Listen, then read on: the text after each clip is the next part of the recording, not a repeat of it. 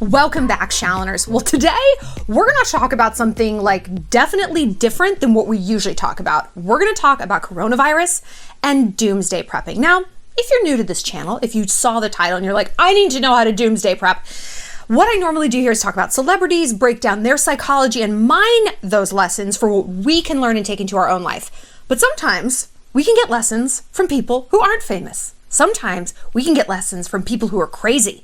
Me. I have been an OG doomsday prepper in New York City, and you might have looked at this thumbnail and been like, she's a doomsday prepper? Because I definitely don't have like the typical look, like beard, weird flannels. I don't like plaids. I don't like them. They contrast with my skin. I don't like it. You know, like living out in Ruby Ridge, Idaho or something weird, but I am a New Yorker and I've lived in New York since I graduated college, and I have seen the city change a lot. I've seen hurricanes, I've seen highs and lows, and I have become a very, very ardent doomsday prepper. So we're going to get into it. We're going to talk about what you can do to prepare for coronavirus, even though it's already here. But hey, we all know that things can get worse. And don't you wish you could be thinking 3 steps ahead, even a half a step ahead?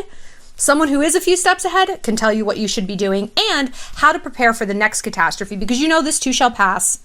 But then something's always coming down the pipeline. We'll get into it. But before we do, just to remind you to follow me on Instagram at ShallonXO for some daily inspiration about all the things we talk about on here. Plus, find me at my website. I'm like blanking. What do I do for a living? shallonlester.com, where if you have a love question or a doomsday prep question or any kind of question at all, you can hit get help and I get back to you as soon as possible. So, yeah, I've been an OG doomsday prepper. So this is the thing. Every prepper preps for the exact same thing and yet not the same thing at all.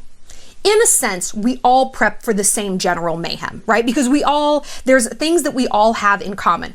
We stockpile water, food, batteries, flashlights, the hand radio, that you can crank and it can work and you can pick up like a news signal, right? But then the roads diverge. And if you ever watch the show Doomsday Preppers, you're like, oh my God, these are the craziest people on planet Earth.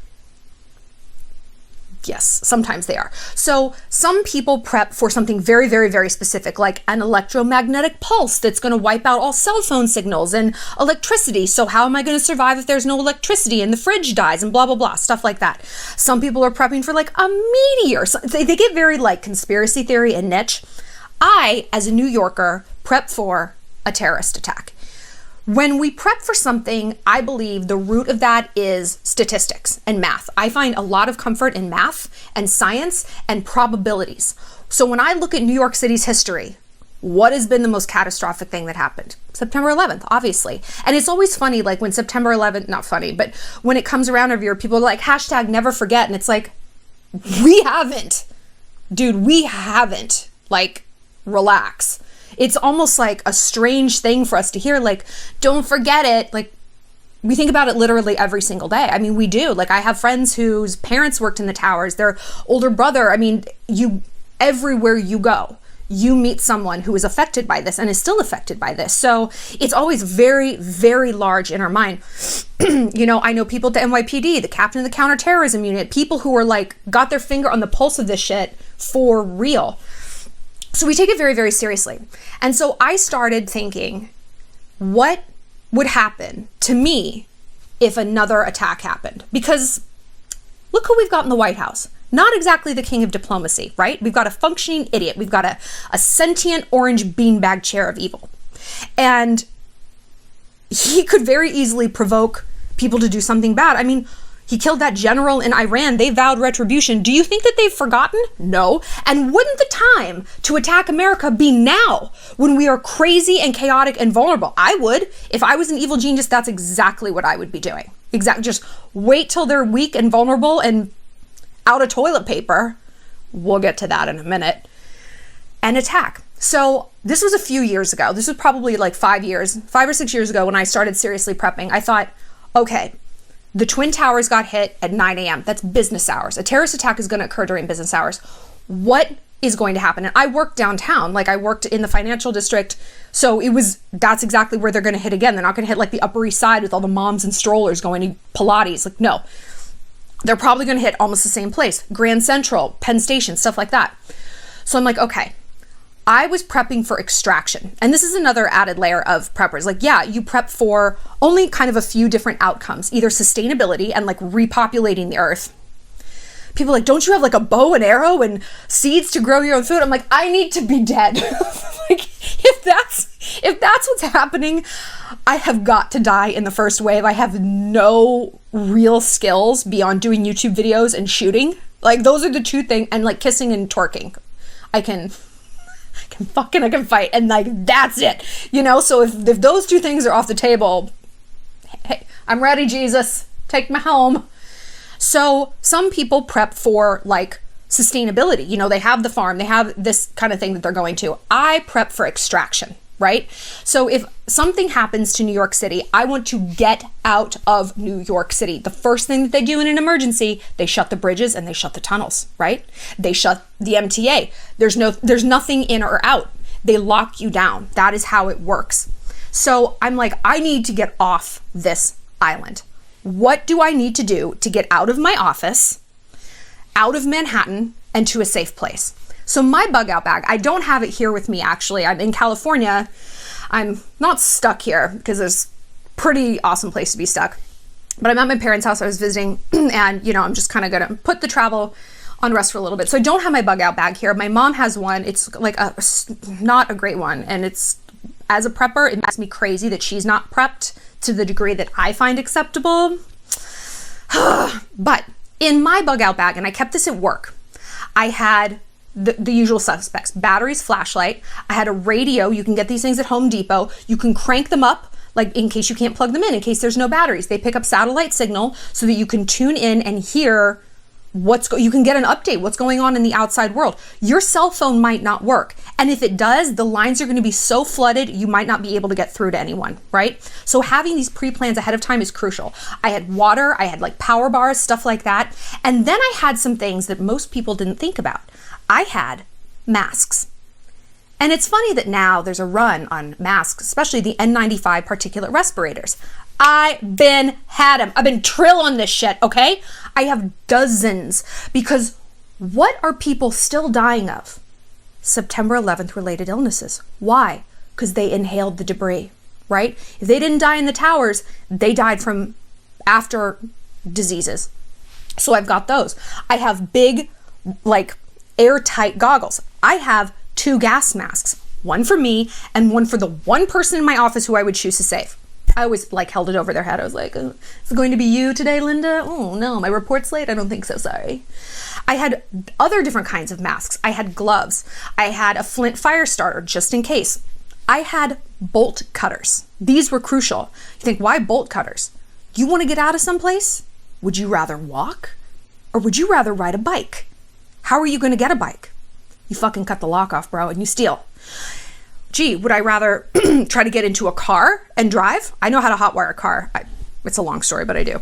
And I know how to pick locks. So I had those kind of things with me. But my main plan was not even to ride my bike out of Manhattan, because that can be dangerous as well. My main plan was to get picked up by the Coast Guard. So I had a raft. I had an inflatable raft. It held like four or five people or something. And everyone laughed at me. Everybody laughed at me, but you know who's laughing now? Me. I'm not exactly sure what I'm laughing at because none of this shit is funny, but I am smug. I wanted a raft because we worked by the water, and I was like, if I can get that raft in the water, the Coast Guard, who's going to be patrolling the waters, that's the first thing, those some of the first people they deploy in an emergency in New York City, they're going to scoop me up, and where are they going to take me? The closest place across the river, New Jersey. And I had an extraction point right there. I had an extraction point in New Jersey. I knew exactly where I was going to put my raft in the water. I know the tides. I know the way that the water moves and where it would take me in how long. So if I was in the water an hour, how long I would drift, and the likelihood, are they going to take me to Staten Island? Are they going to take me to Brooklyn? Are they going to take me to Jersey? And I was trying to like time it so that they would take me to Jersey. But I had extraction points in all 3 places. And my ex who I was with at the time, he was working in Connecticut. So our plan was, okay, shit hits the fan for me in Manhattan. You're going to be fine up in Connecticut. You're going to rent a car. You're going to come and meet me at one of these 3 extraction points. Within 24 hours, I will be at one of them. And by then, hopefully my phone would work. But maybe not. Maybe it gets wet. Maybe there's an EPM, electromagnetic pulse. So we were prepping for extraction, right? Now there's some other things that you should be putting in bug out bags. Small cash, right? Cash, it's not like, oh, I just feel like going shopping. You need to bribe your way out of things sometimes. And if you can't use your body, if you can't like trade sex for safety, which, hey, it's currency, don't discount it. If it's your life or your body, okay, you need to have some small bills, right? And they need to be small, because don't keep $400 bills, because maybe you need a gallon jug of water. Do you want to pay $100 for that? When maybe they take a 20, but you don't have small bills and they're not making change. Okay, this isn't Panera. So definitely have small bills on hand as much as you can afford. Stockpile that shit and put it away so that you don't see it. It's not you're like, I'm going out for happy hour, I'm taking it out of here. Have an ID, have your medical insurance card, laminate it. Laminate as many things as you can, right? Because you don't know if you're going to be in the water. You don't know if it's going to be raining, if you're just going to be sweating or something like that. Have shoes and good socks. Have a contingency plan if you get a blister. I was in Army ROTC in college, and if you got a blister, like your world stops. The most important thing in an army is their feet.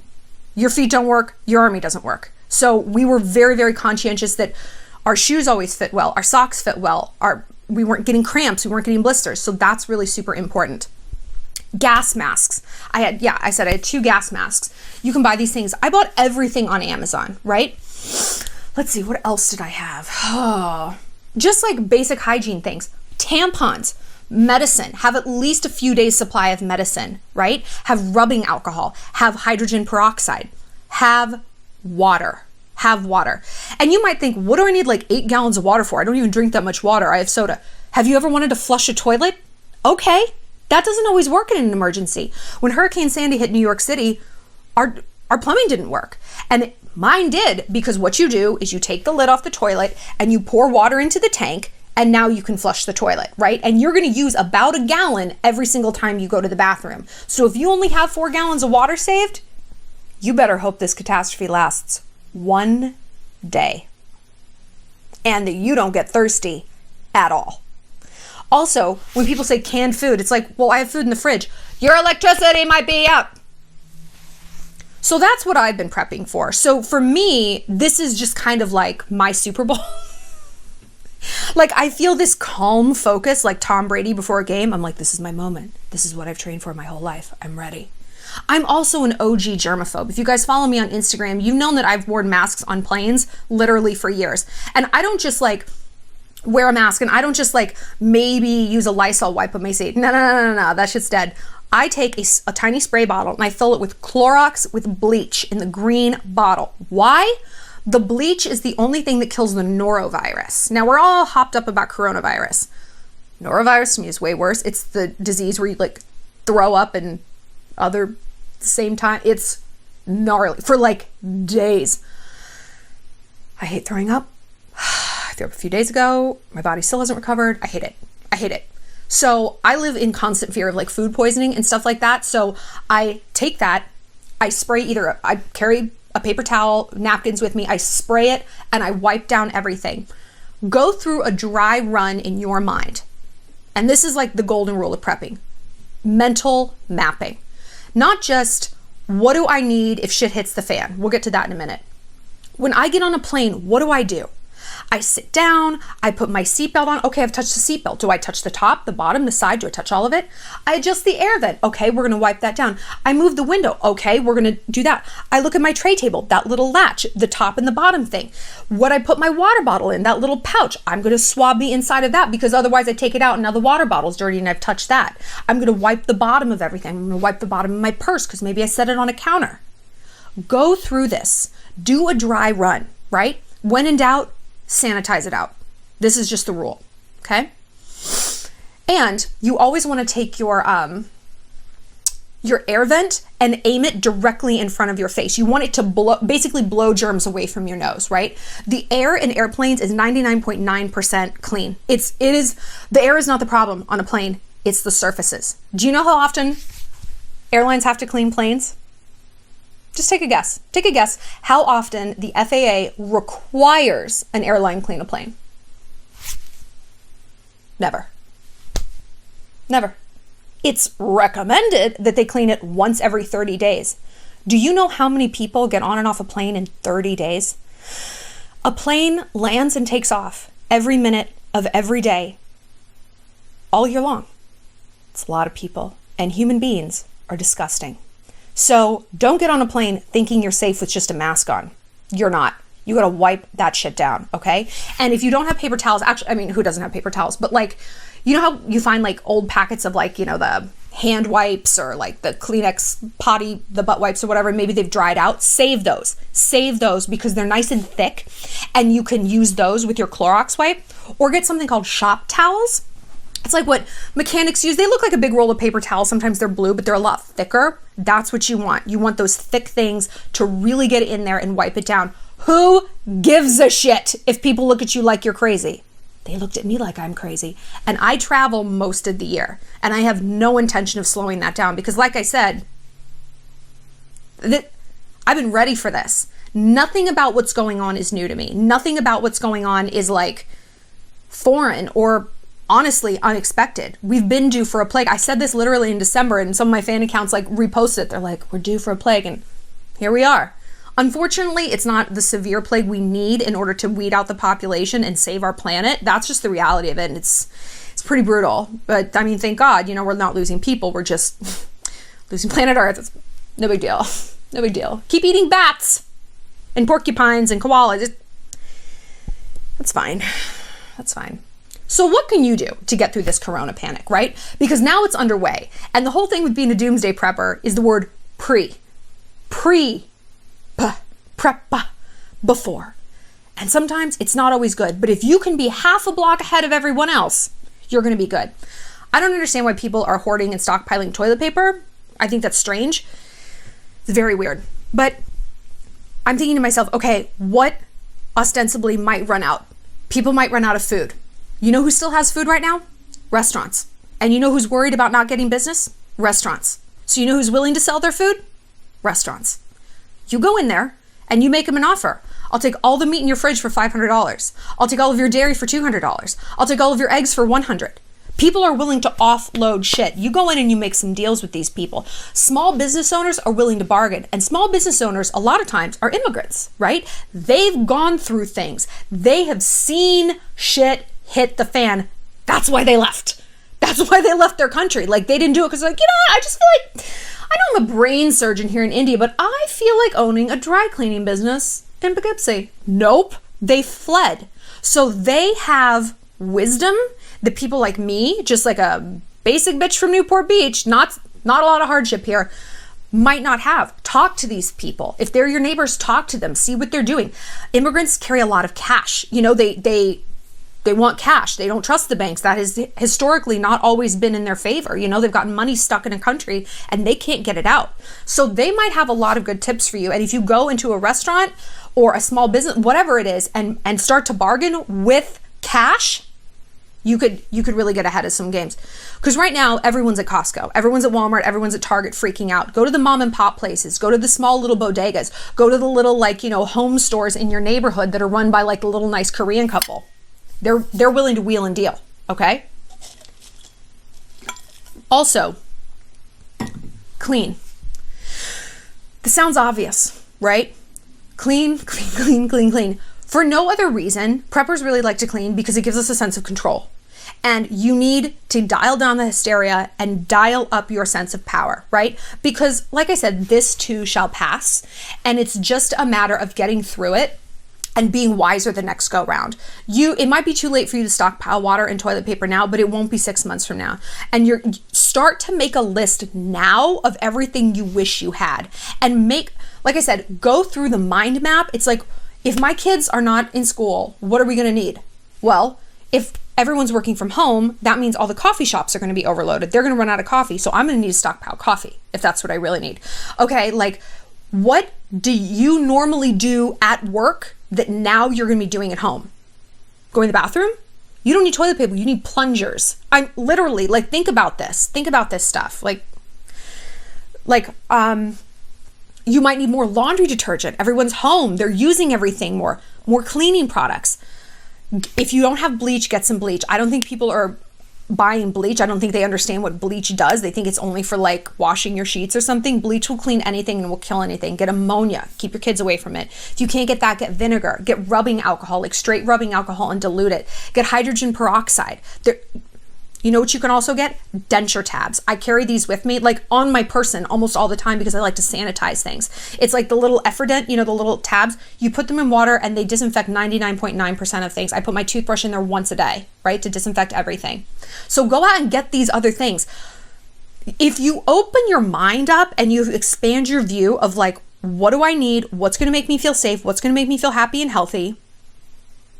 Open your windows, ventilate, right? Try to keep your house as humid as possible. Viruses don't like humidity. Get some humidifiers. People probably aren't buying those out a lot, right? If you don't have humidifiers or they're not on sale, turn your shower on, run the hot water, keep a tub that's full of water, like hot water, as often as possible. Just like keep a big body of water in your house. Wet down dish towels and stuff, hot, damp, moist. Because what that does, here's why viruses don't like that. Because viruses hang in the air, like the flu virus is like this.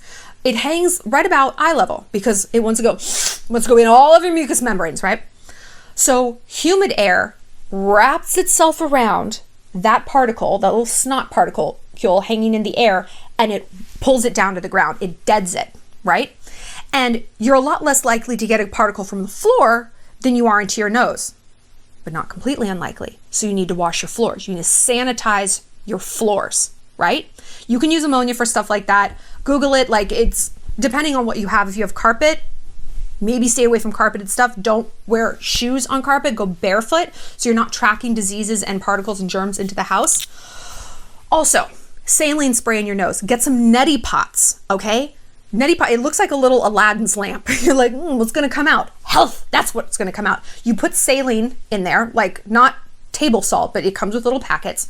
And then you put bottled or boiled water. Do not use tap water. There's weird things in it. You can get a brain amoeba. Yeah.